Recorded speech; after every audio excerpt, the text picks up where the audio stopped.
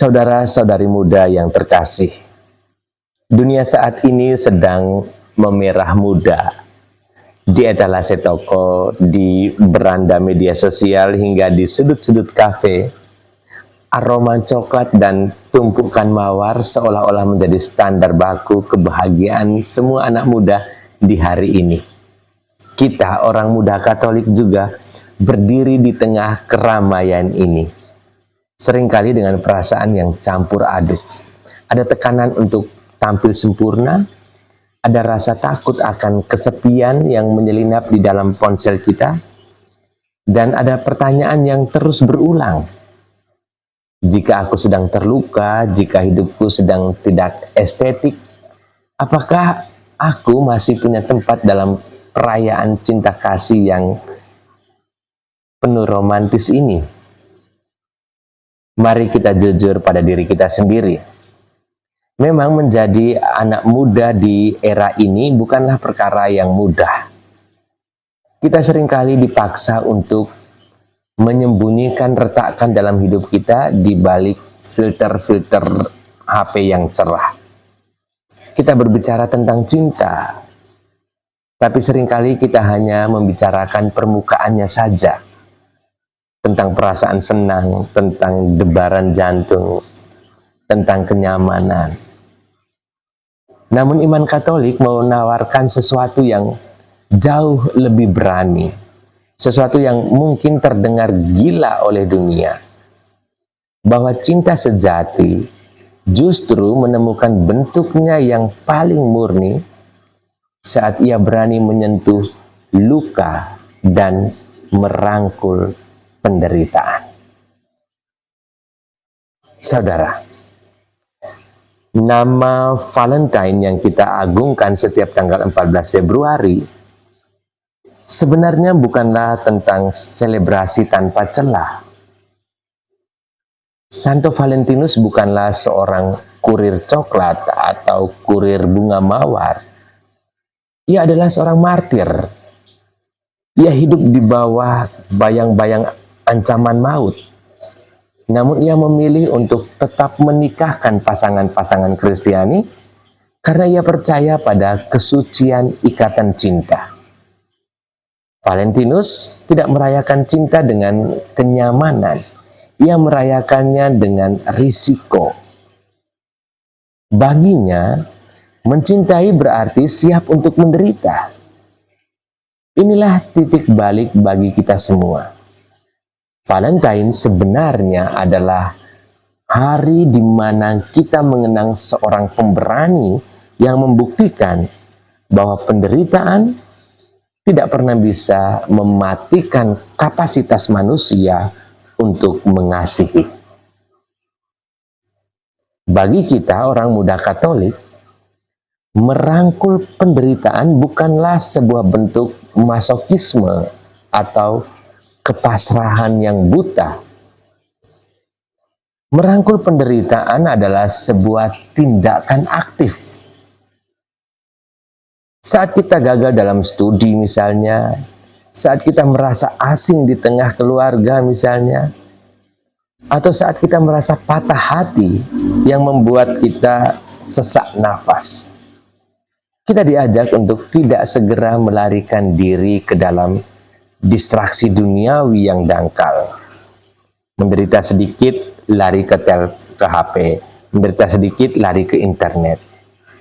Kita diajak untuk tinggal di dalam rasa sakit itu bersama Kristus. Mengapa? Karena di titik terendah itulah pengharapan Kristiani mulai bekerja, mulai tumbuh. Pengharapan dalam iman kita bukan sekedar optimisme kosong bahwa besok semua masalah akan hilang seperti sulap. Pengharapan adalah sebuah jangkar. Bayangkan sebuah kapal yang dihantam badai di tengah laut yang gelap. Kapal itu tidak hanyut, bukan karena badainya berhenti, tapi karena jangkarnya tertanam kuat di dasar laut yang tidak tergoyahkan. Dasar laut itu adalah janji Kristus. Pengharapan memberi kita kekuatan untuk berkata, aku sedang menderita, aku sedang jatuh, aku sedang tidak estetik. Tapi aku tahu akhir dari ceritaku adalah kemenangan. Saudara, ketika kita berani merangkul penderitaan, kita sebenarnya sedang melakukan pemurnian cinta. Kita belajar mencintai bukan karena kita sedang merasa bahagia, tapi karena kita memutuskan untuk tetap setia, bahkan ketika perasaan itu hilang. Inilah martiria atau kesaksian hidup yang sesungguhnya. Orang muda Katolik yang memiliki pengharapan adalah mereka yang tidak hancur saat harapan dunia tidak terpenuhi. Karena mereka tahu bahwa nilai diri mereka tidak ditentukan oleh jumlah kado Valentine yang mereka terima. Nilai diri mereka tidak ditentukan oleh fakta bahwa followers mereka cuma sedikit,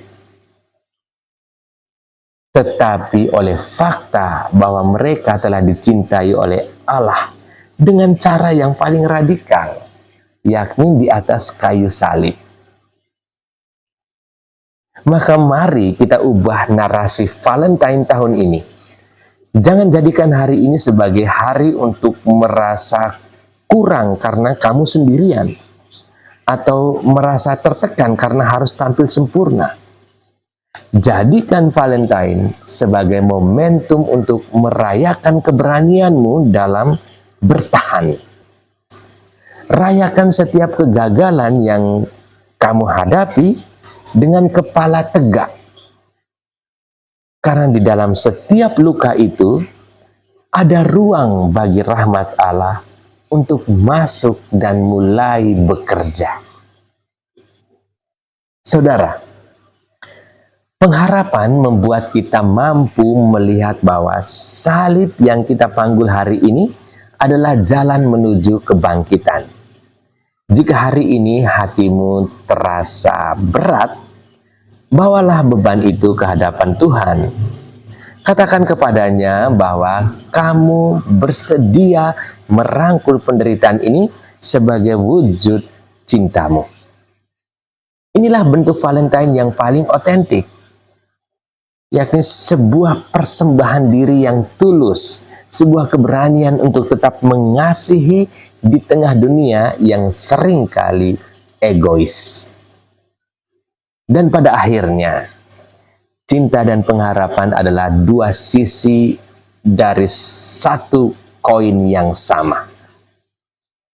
Kita tidak bisa benar-benar berharap jika kita tidak benar-benar mencintai. Dan kita tidak bisa mencintai secara mendalam jika kita tidak memiliki pengharapan akan sesuatu yang abadi. Sebagai orang muda Katolik, kita adalah pembawa obor di tengah kegelapan. Kita dipanggil untuk menunjukkan bahwa penderitaan bukanlah akhir dari segalanya, melainkan sekolah di mana kita belajar arti kesetiaan yang sesungguhnya.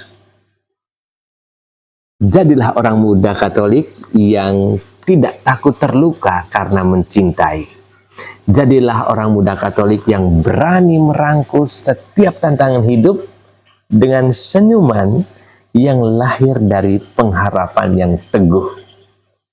Biarkan dunia melihat bahwa cinta kita tidak dibangun di atas pasir yang mudah goyah oleh tren, melainkan di atas batu karang iman yang kokoh. Selamat merayakan cinta yang berani, cinta yang memanggul salib, dan cinta yang selalu menyisihkan ruang bagi pengharapan. Karena pada akhirnya, bukan coklat yang menyelamatkan kita, melainkan kasih Yesus yang telah berani menderita demi kita semua. Bergabunglah bersama kami, keluarga hati